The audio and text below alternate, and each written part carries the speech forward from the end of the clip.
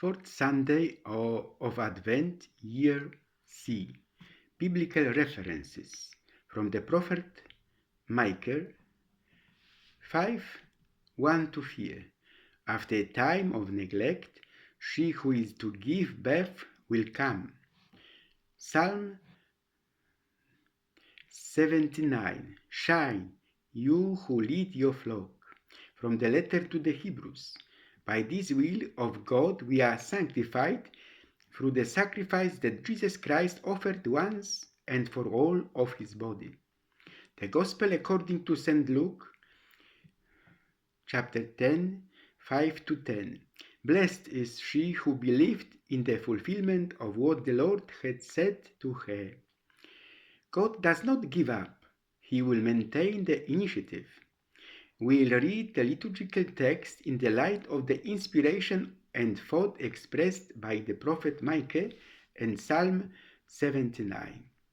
The times of the prophet. Micah undoubtedly lives in the time of the fall of the kingdom of Israel, the northern kingdom, and at the time of division of the people of God. The northern kingdom had Samaria as its capital and gathered all the tribes.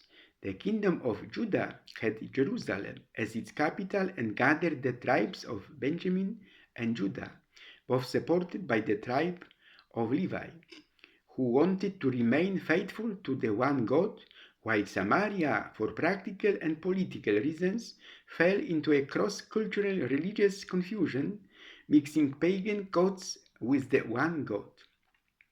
The fall of the kingdoms.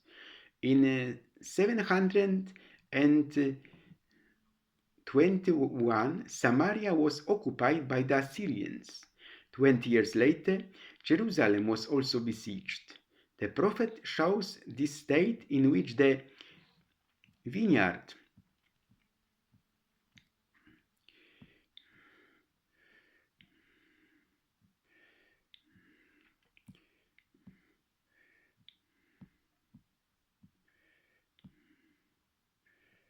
of the Lord found itself. His word refers to both the plants and the soil in which these plants are rooted. The vine of the Lord is both the people of God, the plants, and the promised land, the soil. Following the path of the prophets, we see why Christ was called, I am the vine and you are the branches. He is not external to the new people of God. He is part of it. We are through him, with him, and in him.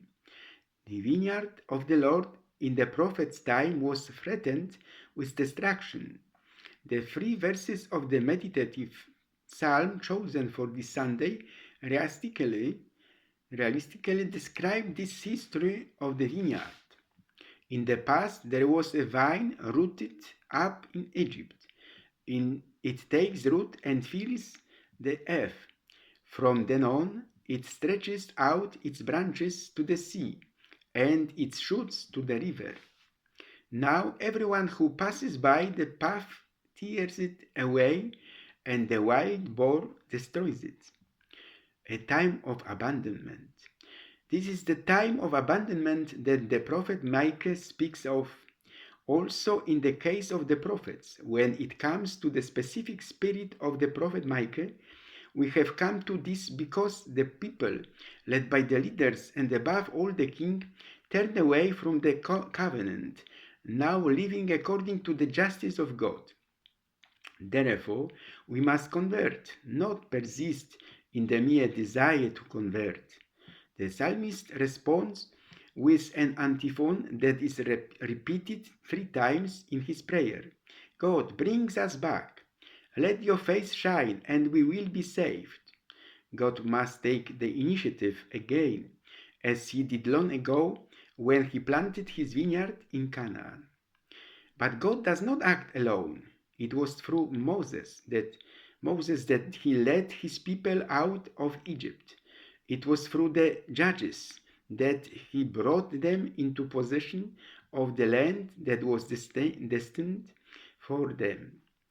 Today, the shepherd of Israel will entrust the flock to the Son of Man, to whom he owes his strength. This Son of Man is his protege.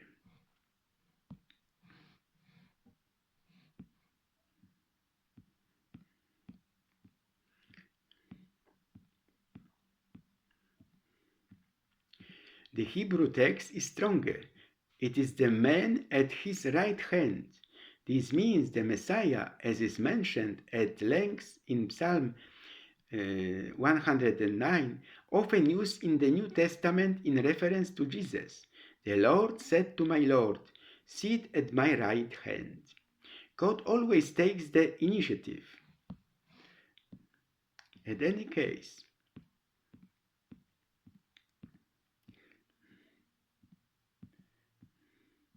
but we do not always know how to recognize it, and our freedom sometimes does not know how to react in moments of our neglect. Therefore, like the psalmist, we must repeat over and over again, "God, restore us in grace, because His grace is stronger than our weakness." Son of David.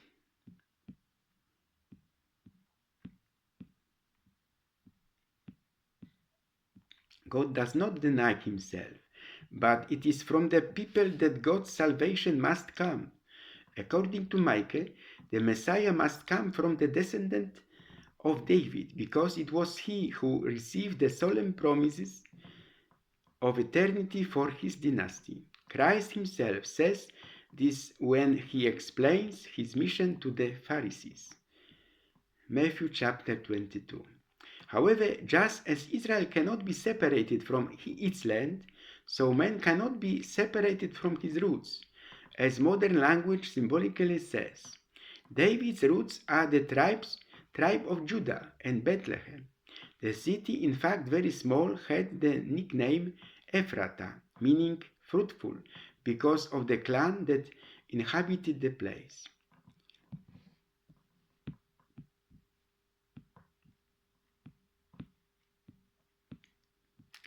Indeed, 10th century before Jesus, it was there that the Spirit of God led the prophet Samuel to seek out the one who would shepherd the people in God's name. Of Jesse's son, David was the youngest. God still works in the same way. It is in the smallest of the clans of Judah that she who is to give birth will give birth.